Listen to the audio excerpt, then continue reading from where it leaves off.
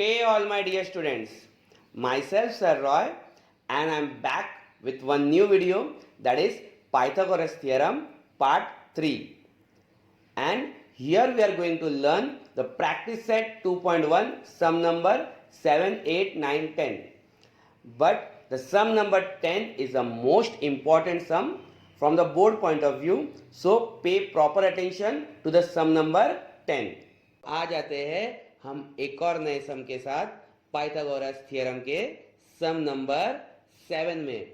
In the adjoining figure angle DFE is equal to 90 degree, FG perpendicular to ED. If GD is equal to 8, FG is equal to 12, you have to find three things, that is EG, FD and EF.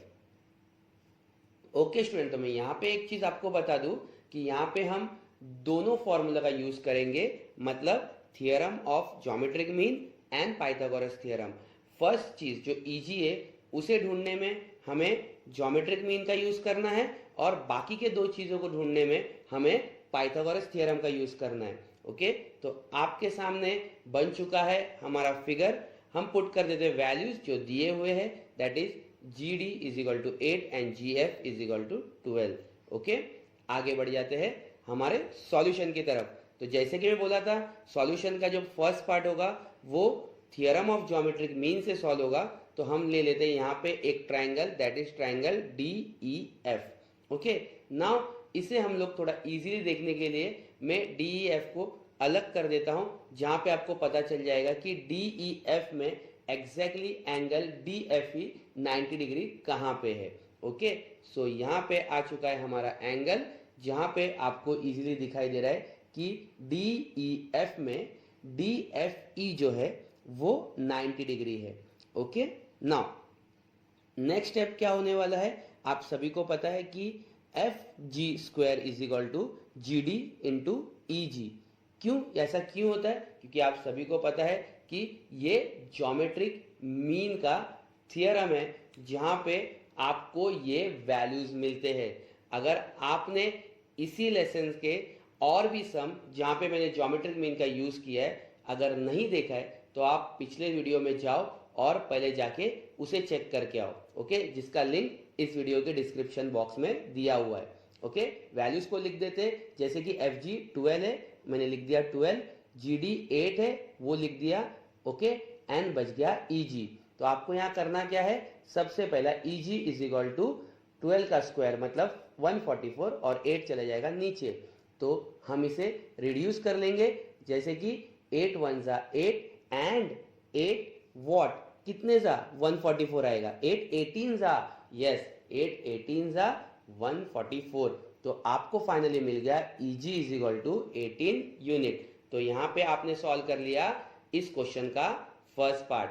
Hope आपको ऐसे सम सीखने में काफी मजा आ रहा है. तो क्यों रुके, जाओ ना अपने दोस्तों को बताओ कि बिना ब्लैक बोर्ड और चौक के भी सम को सॉल्व किया जा सकता है. ना मार्कर ना व्हाइट बोर्ड, यहाँ पे हम सीख रहे हैं सम को फुल्ली एनिमेशन में. ठीक है, आगे बढ़ जाते हैं. आगे देखते हैं हमारे सेकेंड पार्ट में. सेकेंड पार्ट में आपको ढूंढना है FD. ना अगर आपको FD ढूंढना है तो सबसे पहला आपको डायग्राम में चेकआउट करना पड़ेगा कि आपका FD है कहां पे. तो आप देखो FD जो है वो एक साइड में है, जहां पे आपको GD 8 दिखाई दे रहा है एंड GF 12 दिखाई दे रहा है, एंड वो ट्राइंगल भी 90 डिग्री है. तो यहाँ पे हम पाइथागोरस थ्योरम का यूज कर सकते हैं. इस ट्राइंगल को इजीली समझने के लिए इस ट्राइंगल को पूरे ट्राइंगल से थोड़ा अलग करके नीचे ले लेते. कौन से ट्राइंगल को नीचे लेंगे, FGD को. अच्छे से देखना स्टूडेंट, कौन सा ट्राइंगल है जो नीचे आ रहा है, FGD. ओके, तो ये आ चुका है हमारा ट्राइंगल FGD. नाउ यहाँ पे एंगल G जो है वो 90 डिग्री है और बाकी दो वैल्यू दिए हुए, जैसे GF जो है 12 है एंड GD है वो 8 है. तो इजीली यहाँ पे पाइथागोरस थ्योरम का यूज करेंगे कि FD square is equal to GF square plus GD square. तो यहाँ पे हम लोग पुट कर देंगे इसके वैल्यू कि FD स्क्वायर तो हमें नहीं पता, बट FG स्क्वायर जो है वो कितना है 12 square, plus G D square कितना है, वो है 8 स्क्वायर। तो 12 का स्क्वायर क्या होता है स्टूडेंट, एंड 8 का स्क्वायर क्या होता है, माइंड में कैलकुलेट करो। यस, 12 का स्क्वायर होता है 144 एंड 8 का स्क्वायर होता है 64। इसे हम लिख देंगे, फाइनली वैल्यू आ जाएगा ऐड करने के बाद 208। ओके, नाउ हमें क्या मिला, एफ डी स्क्वायर मिला। हमें चाहिए क्या, हमें यहाँ पे एफ डी स्क्वायर नहीं, हमें चाहिए एफ डी। तो एफ डी पाने के लिए हमें करना पड़ेगा दोनों साइड का रूट। तो एफ डी स्क्वायर का रूट हो जाएगा एफ डी एंड 208 का रूट हो जाएगा 208। अब अगर मुझे 208 का रूट निकालना पड़े तो मुझे क्या करना पड़ेगा, उसे मेरे को लिखना पड़ेगा 2 इंटू 2 इंटू 2 इंटू 2 इंटू 13। और ये कैसे मिलता है ये आपको पता है, इसे आप एलसीएम के थ्रू लिख सकते हो। ओके ना। नाउ यहाँ पे आपको जो वैल्यू मिला, यहाँ पे आपको ट्रिक क्या करना है, जो 2 बार 2 है वो एक बार बाहर आ जाएगा, जो 2 बार 2 है फिर से एक बार बाहर आ जाएगा, और जो 13 है वो अकेला है, इसलिए वो रूट के अंदर फंस जाएगा। इसका मतलब क्या हो गया, 2 इंटू 2 मीन्स 4 रूट 13। आपको समझ में आ रहा है कि ये कैसे आया 4 रूट 13। ओके, तो हम आगे बढ़ जाते हैं, नेक्स्ट पेज में जाते हैं। लेकिन अगर आपको हमारे साथ ऐसे सम करने में मज़ा आ रहा है तो हमारे चैनल को ज़रूर सब्सक्राइब करें और हमारे वीडियोस को लाइक करें, बेल आइकन को भी दबा दें ताकि आपको इसी तरह के सम आगे जब भी आए आपके पास तुरंत पहुंच जाए। ओके, सो अब हम फाइंड करेंगे थर्ड पार्ट। थर्ड पार्ट में हमें क्या फाइंड करना है, E F. Now E F अगर मुझे ढूंढना है तो सबसे पहला मुझे देखना पड़ेगा मेरे जो मेन फिगर है, मेन फिगर जो दिया हुआ है वहां पे ई एफ कहाँ है। तो ई एफ मुझे दिखाई दे रहा है कि ये उसका बेस है। ओके ना, आपको दिखाई दे रहा है ई एफ पूरे ट्राइंगल का बेस है। बट अगर मुझे ई एफ का वैल्यू ढूंढना है ना स्टूडेंट, तो आपको क्या करना पड़ेगा, आपको ई जी एफ में काम करना पड़ेगा। तो हम कर देते हैं इस ट्राइंगल को, ई जी एफ को पूरे ट्राइंगल से अलग। अब यहाँ पे हम लिख देते हैं कि ट्राइंगल ई जी एफ, जहां पे आपको बहुत इजीली दिखाई दे रहा है कि एंगल जी जो है ना वो है 90 डिग्री। तो हम यहाँ पे पाइथागोरस थ्योरम का यूज कर सकते हैं, क्योंकि हमें दो साइड ऑलरेडी पता है, आपको ढूंढना है हाइपोटेन्यूज साइड। नाउ यहाँ पे हम लिखेंगे E G F is equal to 90 degree, और यहाँ पे E F square is equal to E G square into F G square. Now E F square तो हमें नहीं पता क्योंकि ई एफ का वैल्यू ही तो ढूंढना है। नाउ ई जी का वैल्यू हमें पता है, तो ई जी कितना है 18, तो हम लिख देंगे 18 स्क्वायर प्लस एफ जी का वैल्यू क्या है 12, तो हम लिख देंगे 12 square which equal to 18 square plus 12 square. अब 18 का स्क्वायर कितना होता है, यस 18 का स्क्वायर दिमाग में कैलकुलेट करो 324 प्लस 12 का स्क्वायर दिमाग में कैलकुलेट करो 144, इन दोनों को प्लस कर दो, प्लस करने के बाद क्या वैल्यू आएगा 468। ओके स्टूडेंट, अब फिर से वही चीज प्रोसेस को रिपीट करना है। आपको ई एफ स्क्वायर मिला है, लेकिन आपको क्या चाहिए, आपको चाहिए ई एफ, तो दोनों बाजू रूट कर दो। रूट करने के लिए क्या करेंगे, आप दोनों बाजू रूट करेंगे तो ई एफ का स्क्वायर हो जाएगा ई एफ, और 468 के ऊपर आ जाएगा रूट का सिंबल। अब यहाँ फिर से आपको एलसीएम करना है, देखेंगे 468 कैसे बनेगा, तो 2 इंटू 2 इंटू 3 इंटू 3 इंटू 13। यहाँ पे 2 बार 2 है जो एक बार बन के बाहर आ जाएगा, 2 बार 3 है जो एक बार बन के बाहर आ जाएगा, और फर्स्ट कौन जाएगा 13 जो अकेला है, तो कौन बाहर आ गया 2 इंटू 3 और अंदर फंसा हुआ रूट 13। तो 2 3 सा कितना होता है स्टूडेंट, 2 3 सा होता है 6, और आपको वैल्यू आ जाएगा 6 रूट 13। तो आपने यहाँ पे सॉल्व कर दिया इसका थर्ड पार्ट। तो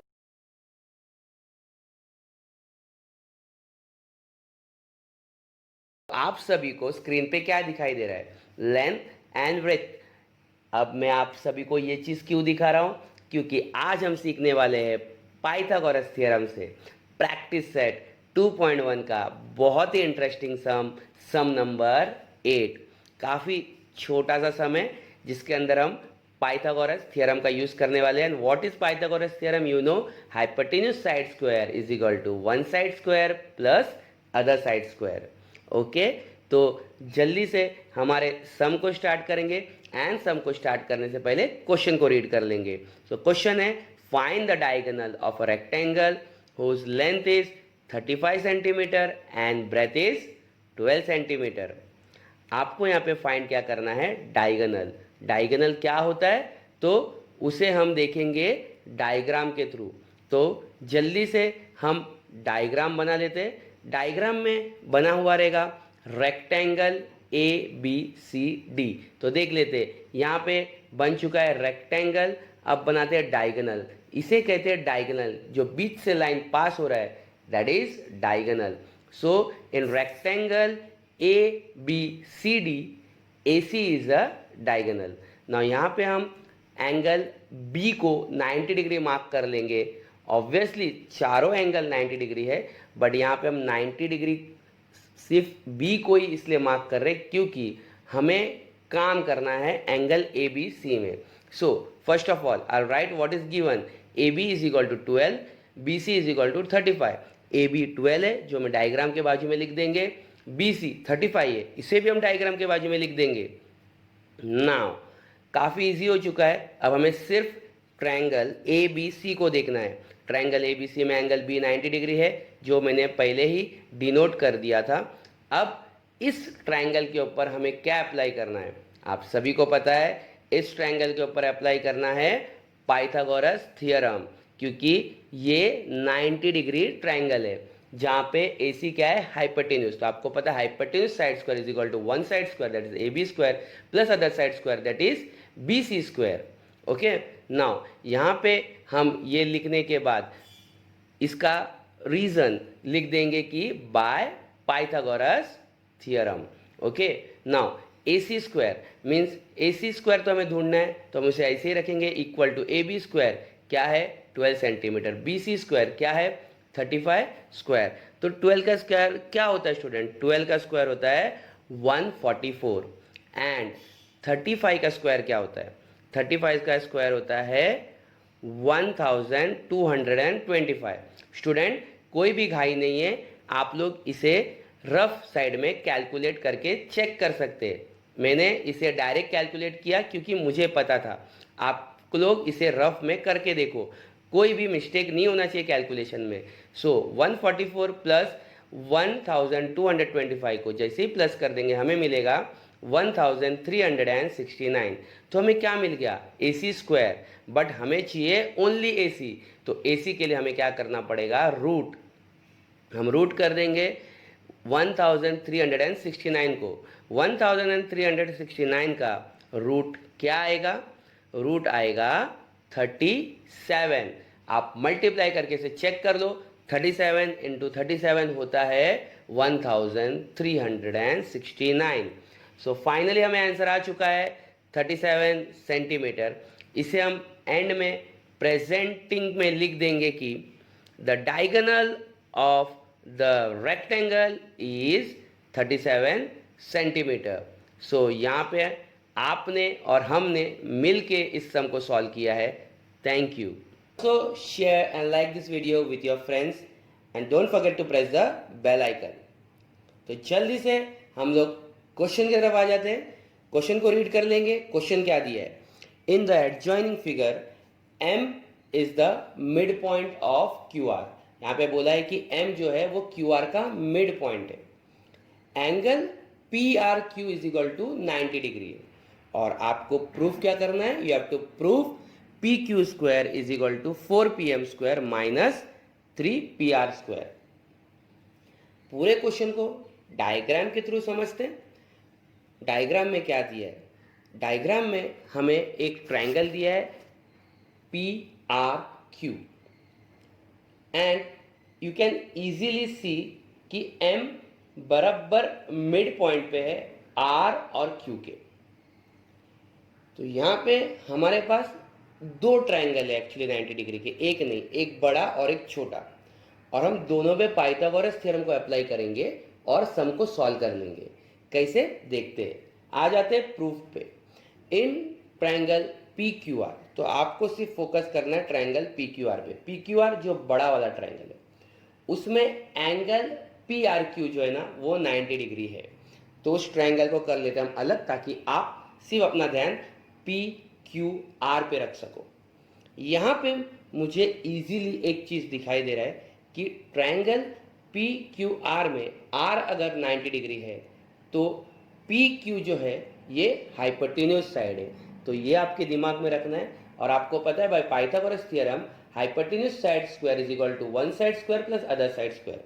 इसका मतलब पी क्यू का स्क्वायर क्या होगा, P R square plus R Q square. और इसका रीजन क्या होगा, पाइथागोरस थ्योरम। नेक्स्ट हम लोग देखेंगे यहाँ पे P Q square plus R M square plus M Q square. अभी मैंने ऐसा क्यों लिखा, देखो स्टूडेंट, आर क्यू जो है ना उसको मैं R M plus M Q भी बोल सकता हूँ, तो इसीलिए मैंने लिखा R M plus M Q. Okay, next now यहाँ पे P R square plus R M square plus R M square. अब मैंने ये क्यों लिखा, क्योंकि आर एम और एम क्यू दोनों सेम है, तो मैं आर एम को दो बार भी लिख सकता हूँ, मीन्स एम क्यू के जगह पे भी आर एम लिख सकता हूँ। इसीलिए मैंने लिखा कि R M plus R M. तो फाइनली क्या लिख सकते हैं हम लोग, P R square plus two R M square. यहाँ पे R M square plus R M square क्या हो जाएगा, two R M square.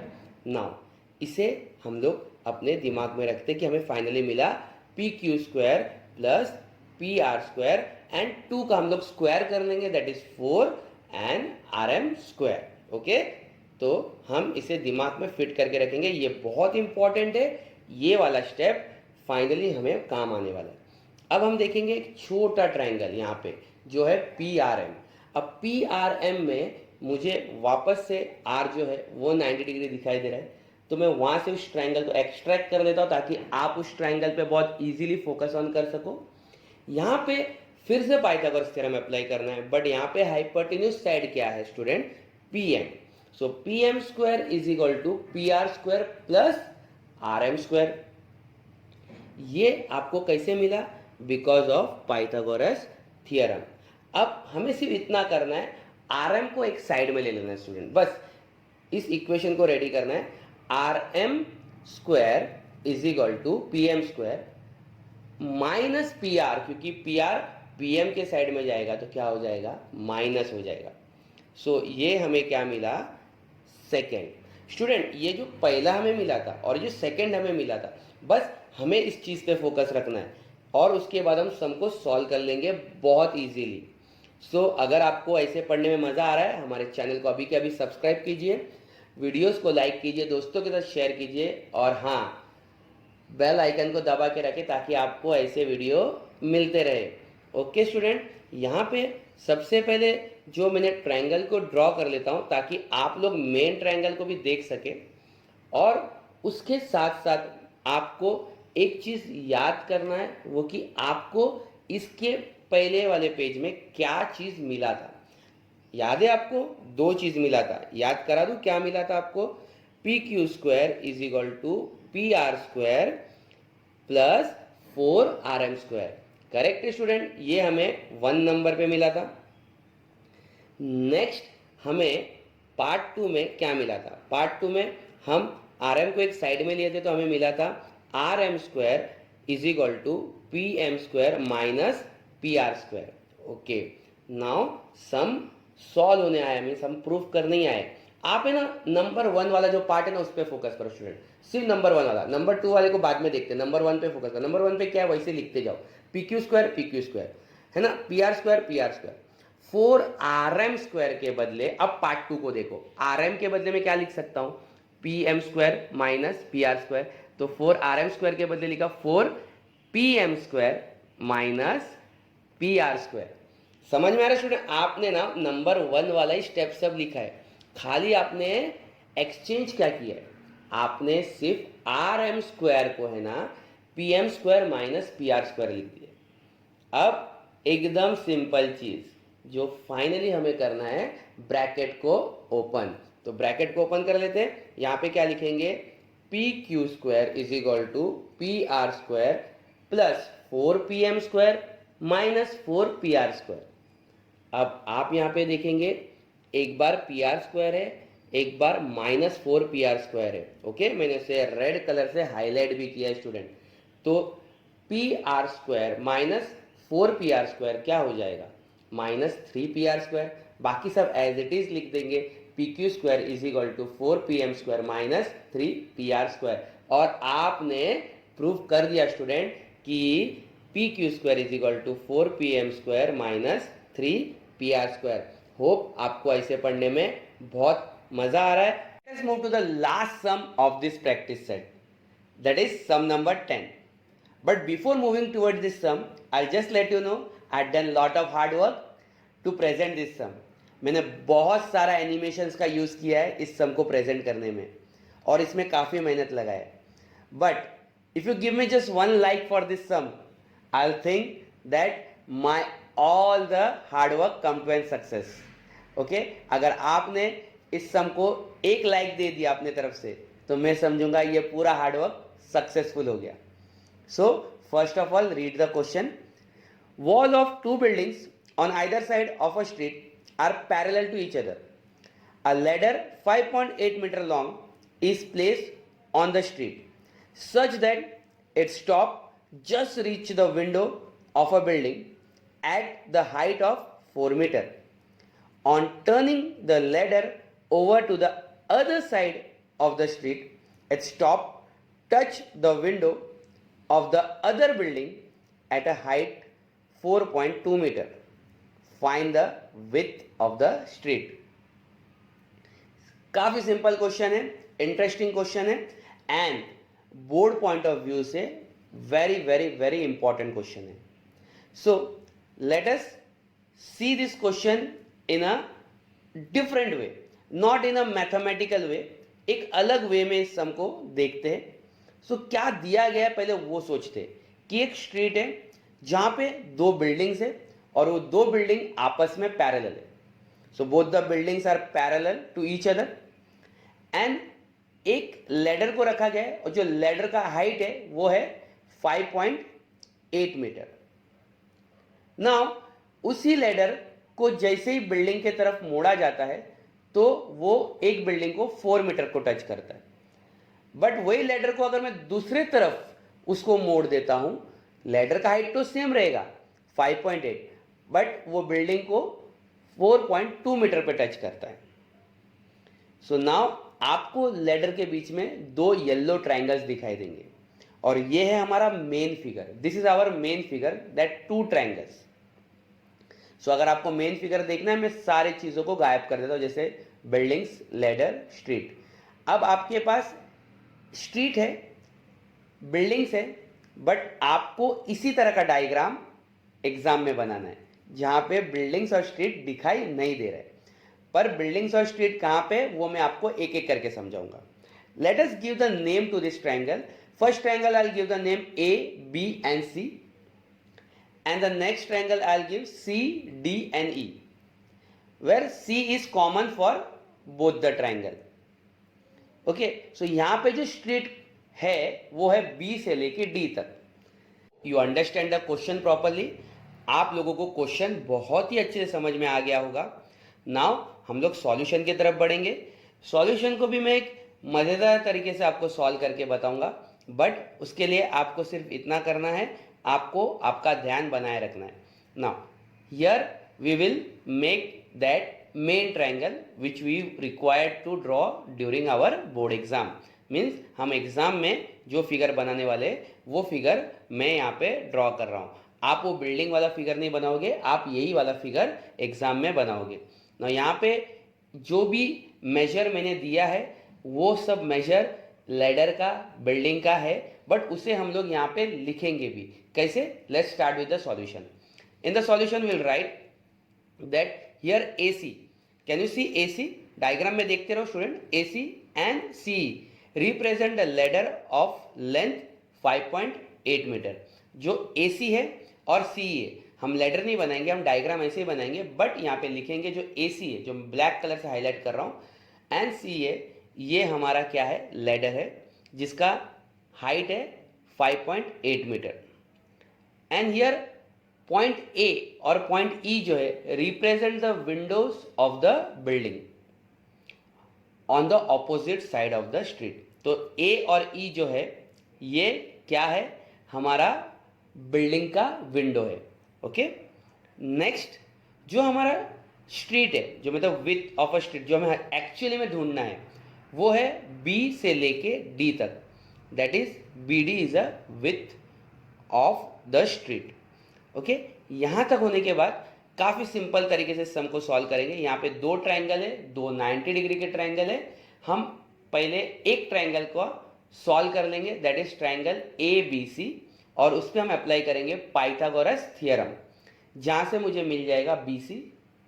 And next triangle जो है ई डी सी, वहाँ पे भी हम पाइथागोरस अप्लाई करेंगे और वहाँ पे मुझे मिल जाएगा सी डी। और जैसे ही ये दो चीज़ मिल जाएगा हम इसे आपस में प्लस कर देंगे, और प्लस करने के बाद जैसे कि आप डायग्राम में देखने वाले हो अभी कि B से लेके C तक एंड C से लेके D तक अगर मुझे मेजर मिल जाता है तो मैं उसे बस ऐड कर लूँगा, तो मुझे टोटल BD मिल जाएगा। Let's start with the main solution, that in triangle ABC angle B is equal to 90 degree. यहाँ पे एंगल B जो है 90 डिग्री है। I highlighted that triangle with the yellow color. So here you can see the hypotenuse side is AC. So AC square is equal to AB square plus BC square. And for reason you will write Pythagoras theorem as you know it very well. आप सभी को reason पता है, ये Pythagoras theorem है जहाँ पे आपको BC का वैल्यू पता नहीं है और उसे आपको ढूंढना है। So AC is 5.8 square, AB is equal to 4 square and BC you have to find. So BC square is equal to 5.8 square minus 4 square. 5.8 square क्या होता है 33.64 and 4 का स्क्वायर तो 16 होता है। आप जब 33.64 से 16 को माइनस करोगे आपको मिलेगा 17.64 and if you root the 17.64 you will get BC as 4.2 metre. आपको यहाँ पे BC मिल चुका है 4.2 मीटर। और ये कैसे मिला? For reason you will write taking the square root on both side. Now I will take the second triangle that is CDE। I highlighted it with the green colour. इसे मैं green colour से highlight करूँगा जहाँ पे angle D जो है वो 90 degree का है। So here hypotenuse side is CE। So I'll write finally C square is equal to CD square plus DE square, जहाँ पे आपको CD को ढूंढना है। So first I'll write the reason of writing this statement, that is Pythagoras theorem. So ये line को लिखने का मैं रीज़न दूंगा Pythagoras theorem। CE square is equal to 5.8 square is equal to CD square plus DE का square तो 4.2 square है। CD square is equal to 5.8 square तो आपने पहले भी ढूंढा था, दैट इज 33.64। नाउ 4.2 स्क्वायर भी आपको पता है, दैट इज 17.64। इसको आपस में मल्टीप्लाई करेंगे तो आपके पास बचेगा 16 and if you root the 16 you will get 4। तो फाइनली आपको CD मिल गया 4। Now you got BC 4.2 and CD 4 and I know exactly student you know the further step, so you have to just add it। आपको आगे का step बहुत अच्छे से पता है, so you have to just add both the unit that we got, that is CD and BC। so you will write BD is equal to BC plus CD which is equal to 4.2 plus 4 which is equal to 8.2 meter। now what is this 8.2 meter? This 8.2 meter is the width of the street। So finally we will write down it like that, the width of the street is 8.2 meter। आप इसे इस तरह से present करके लिखोगे, the width of the street is 8.2 meter। Understand this sum very well। और आपको पता चल ही गया होगा कि मैंने कितना मेहनत किया इस सम को प्रेजेंट करने के लिए। तो अगर आपको ये तरीका पसंद आया है तो इस सम को ज़्यादा से ज़्यादा लाइक करो, अपने जितने भी दोस्त हैं उनसे शेयर करो एंड हाँ, अगर आप नए हो तो हमारे चैनल को अभी के अभी सब्सक्राइब करो। एंड हम मिलेंगे अगले practice set, that is practice set 2.2 में। ऐसे ही हमारे साथ जुड़े रहिए, हमारे चैनल को सब्सक्राइब कीजिए। तो subscribe our channel for more videos and video को लाइक करना और अपने फ्रेंड्स के साथ शेयर करना ना भूलें। Please like and share the video.